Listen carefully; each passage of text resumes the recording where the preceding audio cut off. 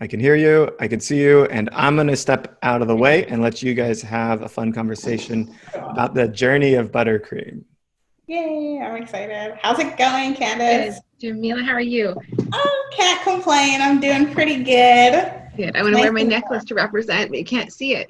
Yay. And I have buttercream clothing on. I see it. Yes. Okay, so first of all, tell us a little bit about your story and how you got started. Yeah, so Buttercream Clothing literally started at my kitchen table 7 years ago in Kelowna, BC. I had my second baby at the time, and I wanted to make something. I wanted to make something and sell it and put it on Etsy and do home-based business. So I started out with aprons. That's why it's called Buttercream. I was making cute vintage aprons, so Buttercream Aprons was the name. And I'm thinking to myself, like, yeah, I'm going to sell these aprons, put them on Etsy. They're going to be amazing. And then I always do this thing when I do a talk or if I have a group of people, I say, by a show of hands, who here has bought an apron in the last month? And it's always like crickets. There's no one that's bought an apron. So it quickly turned to clothing when I realized that aprons are more of a novelty thing. People don't buy them often. People kept contacting me saying, you know, I hear you can sew. Can you make me this dress or this shirt or a skirt? And that's where it turned into Buttercream Clothing. So literally like teaching myself how to sew off of YouTube, finding talented seamstresses in Kelowna. And then we moved to Calgary and the brand really grew from there. So that's like the grassroots, pretty basic beginnings for the brand.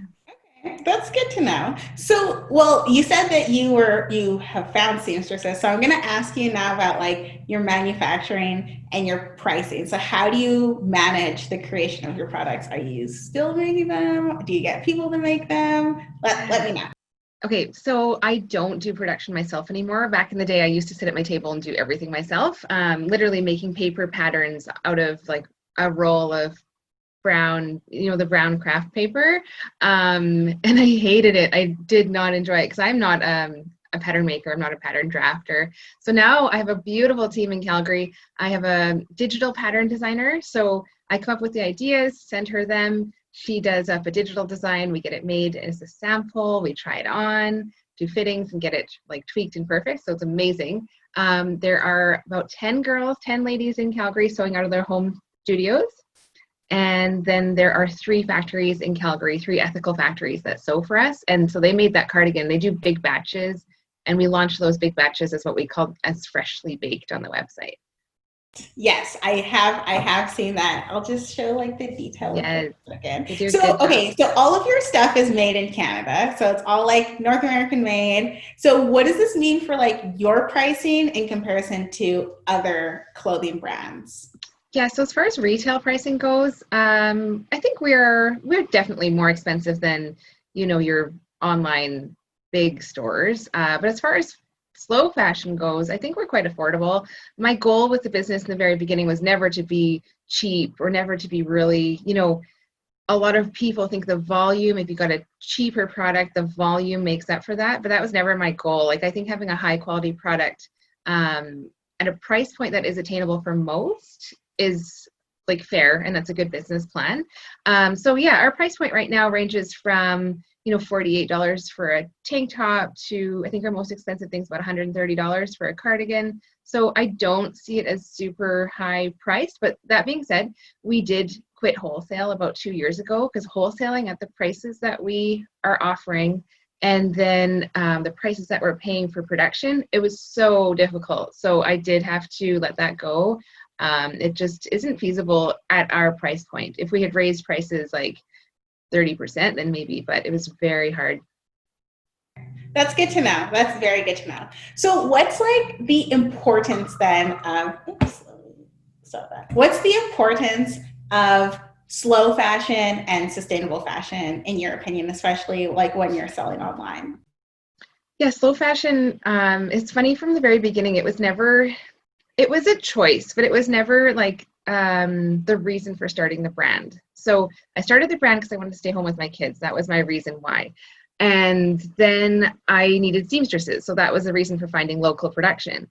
But now as the brand has grown and evolved, ethical production, the more I'm learning about it, the more I'm learning about the other side of it, like the not so great side of the horrible parts of fast fashion, right? The more that has solidified itself in Buttercream's ethics. So having slow fashion, ethical production, like that is super important to us. We do use more sustainable fabrics. I really struggle with the whole sustainable / eco-friendly talk when it comes to fabric, because fabric production itself is very difficult to say you're eco-friendly, right? The whole process. We do use fabrics that have certifications. We're trying to move to more sustainable, like fabrics like Tencel, Lyocell, and then actually mills in Canada. I'm working with a mill in Toronto right now to make some fabric for us. But I struggle with that one. Like I never promote Buttercream clothing as eco-friendly because it's a very hard process to say you're completely eco-friendly, right? That's right. That greenwashing that happens. Right, exactly. I can only imagine how difficult it is, because like there are so many people, like it's from the growing to the dyeing to like the way that people are like treated in all of the warehouses along the entire supply chain. Like unless you own the supply chain, I feel like it must be difficult to be like, yeah, we're 100%. Even if you own the mill, let's say you own the mill where you're making fabric, like like you say, where does the cotton come from or the bamboo come from? So what I always say in our brand is like, we do the best we can with the tools we have. I can control ethical manufacturing. I can be right there. I can see what's happening. And the fabric we're doing better, and we're trying to do the things we need to do, like make sure that have the certifications in place, like saying that it's a closed loop system, the chemicals are not going back into the environment. Like that's the things we can control and do better as we grow. A lot of the struggles with that is actually getting enough minimums. So if you're ordering from, for instance, the mill in Ontario, you need to order 300 meters of every color or 600 meters of every color. That couldn't happen 2-3 years ago, right? But it is a process. Okay, that's good to know. That's very good to know. And I like that you are like, we're not greenwashing here. It's like, I like that. Yeah. Okay, so can you tell me a little bit about the trajectory of your sales? So like historically, what's been the best channels for your sales, and what platform are you using to sell your clothing? For sure. So we use Shopify. We were on WordPress for so long, and our site was just very hard to use. So Shopify came into play about 1.5 years ago. Rita, you know her well. She designed the site. It was so good, like so simple to use. And then we've actually started using an app on the back end called Katana. And Katana, it's called Katana, Katana. And it basically, because of the way we do things, it streamlines like production. So we've got orders coming in as pre-sale for the most part. What Katana does is it'll break it into, like, we need this much fabric to make it. These seamstresses are doing these pieces, and it's a very nice streamlined process. So Shopify with Katana integrated. And then, our main avenues of sales have definitely been Facebook for so long. And then now Instagram is kind of taking over a bit more. And then we also have a private Facebook group, and that following has really kind of carried us as far as our online sales go. Cool. Can you tell people who are listening, like, how is it that you're using Facebook and Instagram to sell? Because people are always like, oh, I like sell everything on Instagram, but it's like, how are you doing it? Yeah, I've always preached the gospel of Facebook. Like since the very beginning, I was always so into Facebook because, I don't know, it was really easy for me. Instagram 7 years ago wasn't even a thing, was it? I don't even know. Was the app happening? I don't know. I don't know. It existed. It was just not something I was a part of. Like I'm not a part of Snapchat, or rather TikTok. Like I'm a bit of a late adopter. So Facebook was the thing that I got onto because it was like the mom groups that were on there. And when I say I sell on Facebook, in the very beginning, for the first 5 years, I'd say we did a ton of Facebook advertising. And as we all know, the advertising was so affordable those days. You get like 1,000 followers in a week easily. People on Facebook were just so willing to buy off of the advertising they saw there. Now that's changed a bit, and we are changing with the trends. So Instagram, certainly, like just posting on Instagram feeds, doing lots of stories. I also have another Instagram page called Buttercream Clothing RTS, and it's a ready to ship page. So we'll do Instagram flash sales there. Basically, like any avenue of sales. I've got my Facebook try-on group. The try-on group, it's a private group. They post pictures of themselves wearing the clothing. I do flash sales in there. Basically, like all the avenues of sales. I like to have like all the fingers in the pie. Anything I can sell online on social is where I'm at. So I think when you say sell online, it just means like promoting everywhere, advertising when you can and where you can, being really creative, like maybe doing Instagram story sales. You can sell stuff in your stories really easily. Granted, it's a bit more of a clunky process, but it works. Like we've built a really great following now after all these years. You have like, I think you have at least 20,000 followers, I think, from what I saw. On Insta, we've got 37, and then Okay. Facebook, we've got 56. And it's so funny because I built that up from the ground up on Facebook, and we paid so much for advertising back in the day. And now it's just hovering at like 56,000. So that's fine, but it's really hard to get seen right now on Facebook. It's the pay to play thing. As we all know, we're not getting free advertising, but it's business. I understand that.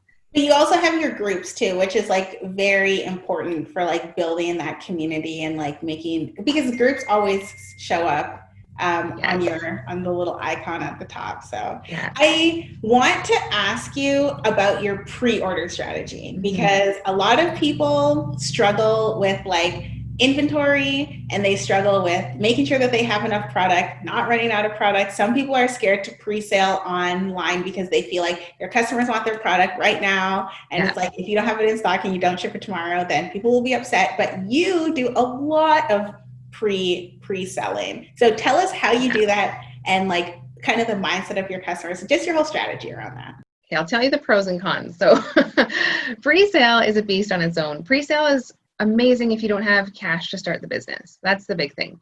So when we started years ago, we got a loan from Futurepreneur. We did a business plan. We had a 2-year cash flow, got a nice little loan. It funded our first season of production, which was great. But then as the business grew so quickly, like you start at point A, but if your trajectory is going up extremely fast, you need a lot of cash, right? You can't just sell what you have and then make this amount all of a sudden. So what happened is pre-sale became really necessary for us to keep up with the demand, which is great. It's a great problem to have, but it is a painful process for the buyer and for us. You come to the site, you order an item, it says ships in 2 to 4 weeks or ships in like 4 to 5 weeks. The thing that happened this summer with COVID, our summer collection was about a 4 times increase in sales for us than any other collection we've ever had. Like amazing, wonderful. But at the same time, that means like I quickly hired more seamstresses. All of our seamstresses have been backed up. So the pre-sale model can be hard on you and your team. But granted, the nice thing about it is you sell product if you have to order supplies or if you have fabric on hand. You're not really putting the cash out right away. As far as our customers waiting, they've been amazing. Our customers will wait. I know it has been a struggle for people just having to wait longer than usual, but if you can manage it, that's where this Katana app has really helped, managing our fabric stocks, making sure like we get to a certain point in fabric and we get a notification to order more, managing our seamstress lists. Like it is a wonderful model. And that is also why we have the 2-prong approach. So we've got our pre-sale here, then we've got our freshly baked. So get your stuff right away, freshly baked, shipped out in like 1 day. You get it right away. Or pre-sale, you'll have to wait. But then pre-sale is kind of lovely because people can choose, I'm going to have a customization fee, add on your customization fee. And if you're 6 foot tall, you can get leggings 5 inches longer. Or you can have like this top, I want it in mustard, so you can customize your color. So that's where the fun comes into pre-sale. Okay, very, very cool. I like that. So we'll come back to the customization, but I also want to ask if you have tips for anybody for optimizing the online experience. Like what is something that you've done when you're like, oh my God, we did this and like our sales improved or our conversion rate improved? Right. A few things. So we weren't very high tech with our old website. Now Shopify, we're trying to be a bit more robust, right? So we do use Smile for a reward program, and it's great. People love that. The reviews that come in are so valuable, like you were saying before. So Smile reviews have been really, I think, really pivotal. Another thing we've been doing is the model stats. And as you're a model for us too, like providing us with your measurements, that's been so helpful. So coming to the website, I know my measurements, I can compare it to one of our models we use like real people. That has been really nice for customers to come on and be like, wow, okay, I'm usually like a size 3X. I'm going to compare myself to the model stats. So that saved me a lot of communication time as far as advising for sizes. And then another thing, the rewards program being linked to the reviews, like that all goes hand in hand. So we have a rewards program. I'm just trying to remember what we use. It's called Butter Points. You sign up on the website for Butter Points. Nice, yeah. And every purchase you get your Butter Points, but I can't remember the app right now. It's a big one. So that must be Smile, right? That you use for your reviews? Not sure. I know that the rewards program links with the reviews, and I believe they're two apps, like they talk to each other. I think it looks like you're using Judge Me on your site. I'm not sure. Rita's the one to ask, but okay. It is great. People go on the site and they do, so they'll do like 15 reviews, and then they'll rack up their Butter Points, and then they'll go buy purchase an order with a nice little discount. So that has actually been really pivotal to us. And then also, like you said, using real model photos, people out in the public. We've been doing social distancing photo shoots, showing garments on real situations have been pivotal. I want to talk to you about that. So this is kind of in your social media strategy, but tell us the reason behind your model diversity. And it's not just the reason that your brand is so cool. It's it's not just race diversity. It's ability, it's size. Yeah. It's literally it's everything. It's not just oh, did we throw some Asian lady or some Black girl into the photo shoot? It's legit diversity. So please tell me why you do that and how you manage to do that. Okay, well, thank you for noticing, first of all, because we do really think about it. It's interesting from the beginning. A lot of us, when we start a business, want to base the business on ourselves, right? A lot of people want to sell a product or have a product that they would buy. And I think that's a mistake. I think having an egocentric business where you think you're the customer is actually not the best scenario. So from the very beginning, quickly on, I realized we need to be selling to everyone, because this brand is for everyone and all ages too, which we're trying to work harder for, because it's really hard to find models, in their 60s and 70s, but I'm certainly trying harder to feature other ages. But sizing has always been really important to us. We started doing plus size, and I struggle with that term, plus size, but extending our sizes past straight sizing. So we started doing up to size 3X about 4 years ago. I think it's so cool to show, and not just show an extra small and a 3X next to each other, but to show a small, medium, large 2X, 3X. It's cool to see that. And as a shopper, it's actually a really good strategy to help your shopper to picture themselves in the clothing. So it certainly is a marketing tool. I'm not naive to that. We're marketing our product to fit all bodies. But as far as, different abilities, that was a really cool shoot. We've done a couple shoots with two ladies in wheelchairs. I love that, because the messages that came back after that was my daughter's in a wheelchair and she saw the clothing, and it made her feel accepted, right? Yeah. And then sure. Yeah, and then just as far as all colors and walks of life and whatever, I feel that is just, it should be a given, don't you think, these days? How are we not doing this, everyone? I agree. I think it should be, because especially in Calgary, I was just looking at the stats and I was a little bit shocked, because I think 40%, close to 40% of people who live in this city, which for reference, people call Alberta the Texas of Canada, but it's so diverse. 40% of people are visible minorities. I was really?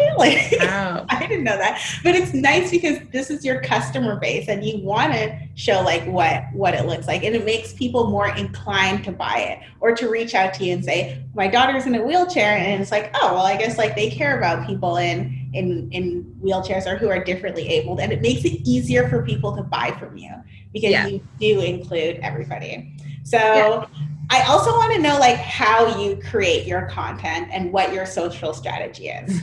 Don't ask me this, Jamila. My social strategy is not It's not something I'm proud of. My social strategy is like, oh my gosh, I got to post right now. Literally. But so what happened with the business, I stopped production. I stopped making things. And now what I do all the social media. I do all the communications. So I'm literally doing like emails, Instagram messages, Facebook messages. I'm on my messenger app on the website, like our chat on the website. Like it's me and it's my husband doing communications because I struggle to find the person with the right voice to represent our brand. Well, so I chose those two. Sorry, the lady that we were talking to the other day, she's like, we keep all our communication in-house, like shipping in-house. It's like, sorry, yeah. go on. Totally. It's hard to find that voice. So I chose those two, social media and communications.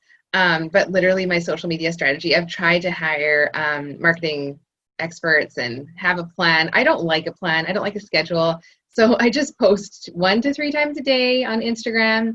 I make sure to post like when I do a launch as far as Freshly Baked goes, I make sure to have this like really strategic kind of schedule where I'm posting the build up for it, the launch day, the follow up. So that's kind of a set schedule, but otherwise I'm just doing my trying for 7 a.m., trying for midday, and then 7 p.m. So that's kind of my loose schedule. And then Facebook is just once in a while. Facebook I use more for advertising only, like Facebook ads through the app, like the actual Facebook ads app. Ads manager? Yeah, I don't post a lot like right to my page anymore because I find like that doesn't get a lot of reach, but Facebook is few and far between. And then lots of stories, and that is about it for social. But you have so much, like you always have like different content. Like you're not taking, from my experience, you're not taking those pictures yourself, right? No. So like you have so much content that you can post 3 times a day. So like how do you generate that content and like where are you getting it from? So COVID's been really interesting for that. When we've done the social distancing photo shoots, that stuff is just gold. So for a while there, we couldn't actually get together. We couldn't have 4 or 5 models together and shoot in a studio. So we were sending out garments, and you were so kind to give us photos. That's really cool because I saw photos coming from 5 or 6 different models out in their environments, like in their homes or at their work or wherever out in the world. And then I had like, from that, I probably had about, 100 and something photos. And that's beautiful content because it varies the page, but it's still the same brand. So that was a big one. And then lots of customers just sending in photos just because they want to. And then we also do like influencer marketing. So we'll send out pieces to influencers. I get great feedback and photos from that. So yeah, basically just as much content as possible. I love having a cohesive feed, but with different people featuring the stuff is pretty cool. So do you find like there are certain types of like photos from your customers that do best? Yeah, certainly.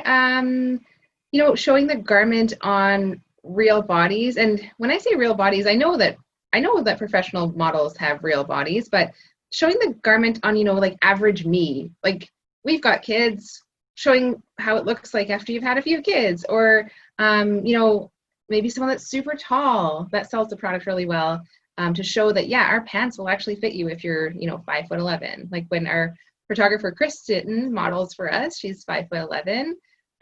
She's like, these pants actually fit. You don't need them longer. So that helps to show different sizes. And then, just showing them like in your environment, like hanging out with your kids at home, or picturing the garment at work if you're wearing it at work. I think that just helps people envision the uses for it.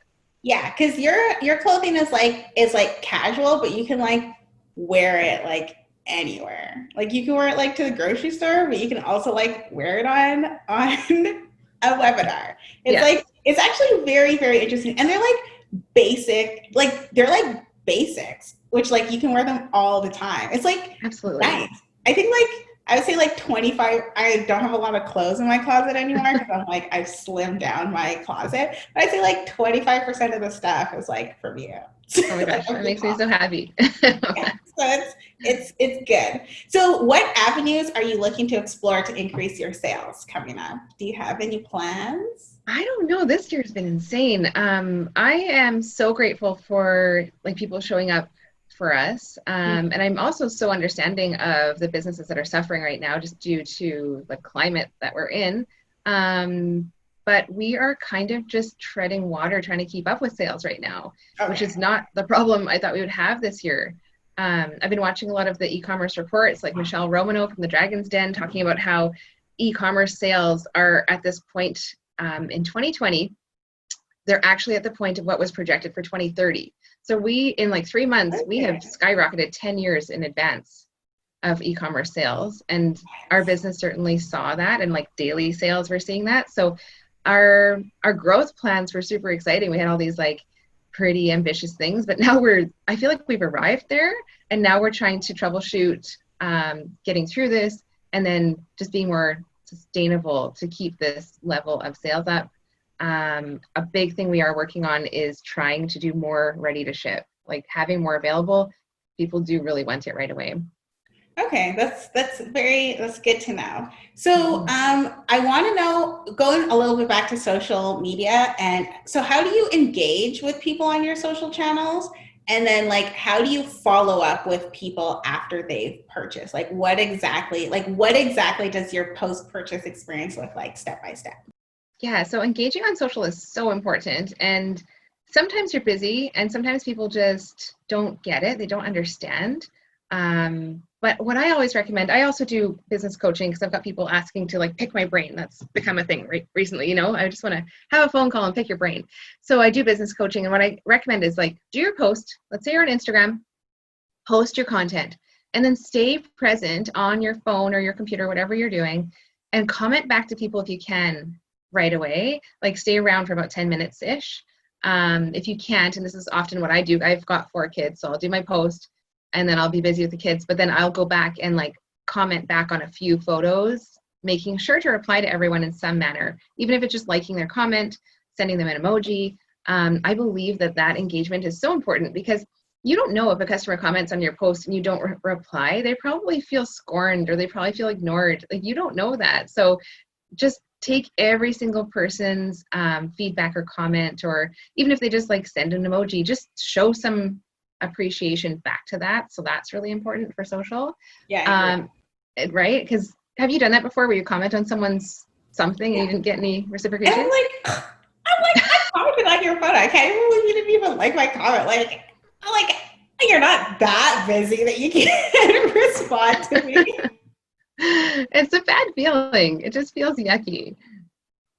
And then as far as the follow-up sales experience, it's basically like you get your thank you email, and then you also get the prompt to do a review. And that experience is really cool, because then I get to see what people think. It's surprising how many 5 stars come in. And if I don't get a 5-star, it's a good product. So. Well, it's amazing to see like the love out there is just like overwhelming sometimes. But if we don't get a great review, that's a great way to address it in the public, which I like to do on the replying to a review on the website, showing how you would solve the problem so the public can expect this type of customer service from you in the future. And also just so that particular customer can get their problem solved. I really feel like that's important. Okay, that's cool. Do you do any like email marketing? Yeah, we do a lot. I used to use MailChimp, and we just moved over to Flowdesk. Have you heard of that? Okay. I have not heard of Flowdesk. What do you like about it? That it's not $300 a month. I don't know how MailChimp got so expensive, but I'm not sure what we're going to stick with. We're just trying both of them right now. Okay. To see, but yeah, certainly our newsletter list is so important for us. So as far as social media, if social media goes away tomorrow, we certainly want to own that list. And we do a lot of email marketing. It's basically around the time of launches, big announcements. We're doing events locally, back when we used to do events locally, that type of thing. But I'm a big advocate of owning your newsletter list for sure. Yeah, I agree. Because like Facebook or Instagram could like ban you tomorrow, right? And if you don't own your customer, then you're kind of screwed. So that's good that you have that email list. Do you send out emails often, or like is it like just at launch when you send out emails? Pretty much just at launch right now. It'll be every few months for like a good update on all the things Buttercream. But it works out to about every 2 weeks, and I feel like people don't get fatigued over that. All the time I hear from my coaching clients too, I don't want to bother people by sending emails out. And, I say to them, if they don't want to see it, they'll unsubscribe. So if they're there, send the email.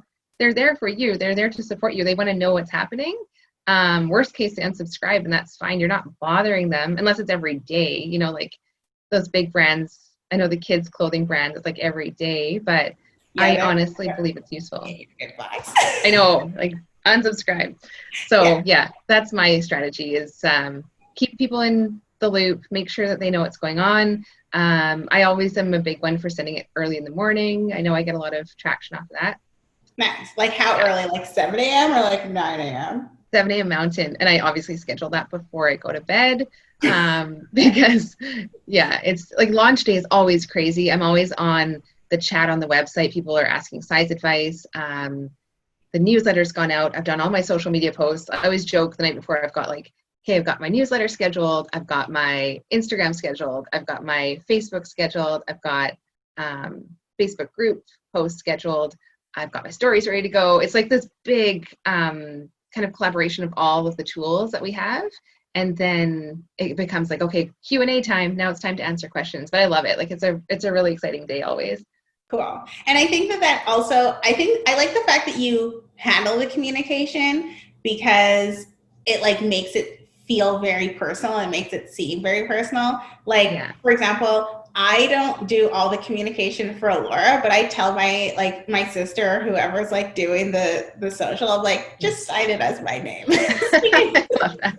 Because people want to feel like you are actually talking to them, or like there's a real person, not just some like bot or something like that. Yeah, they do. My husband does a lot of the emails back too, and like Nathan is Mr. Buttercream now. They know Nathan, like they want to be a part of this thing. And I honestly, I really like our customers. Like there's a lot of people I've become friends with, and even on Facebook, I have the Facebook group. There's 2,000 members on this group, and there are devout, diehard fans. Like they have all the things. They've got all the colors, all the pieces. And on that group, I made the mistake of doing my Facebook business group off my personal, which I don't recommend. But now I'll get like messenger messages from people on the group. So I don't know. I've just devoted like all of social media to Buttercream Clothing. And I do believe people want that connection. They want to trust you as a brand owner, and they want to see like the brand is making a difference in someone's life. I really believe this like new way of selling, the community selling, having a bigger purpose rather than like, I'm taking your cash. This is a feeling. This is like a community. We're part of something bigger. So I do believe that is a real big part of success. Yeah, I totally agree. Okay, so what's next for your brand? That's my last question. I got to cut you off there, actually. We're out of time. I do want to keep going forever. We have to get into our next session right away. I love this story and where you're going. And I do want to hear what's next because we're in the future of e-commerce. We have to move into our final session because we're already 25 minutes late on the day. And I know that other people are waiting for that. Candice, thank you so much. And Jamila, thank you for interviewing her. This is a great story. And I think you two are clearly peas in a pod. You could talk e-commerce for days, and I hope we can have you back and have like a more in-depth discussion or even free flow, bringing in other merchants and just kind of talking through what's going on in business today. And Juliana says amazing conversation. So thank you both for joining me. If you've got any quick plugs, we've got Farah.ai, which we've got the link in the chat already. And you can check out buttercreamclothing.com if you're interested to learn more about Candice. Thank you for having me. See you guys. Bye, Candice. Bye.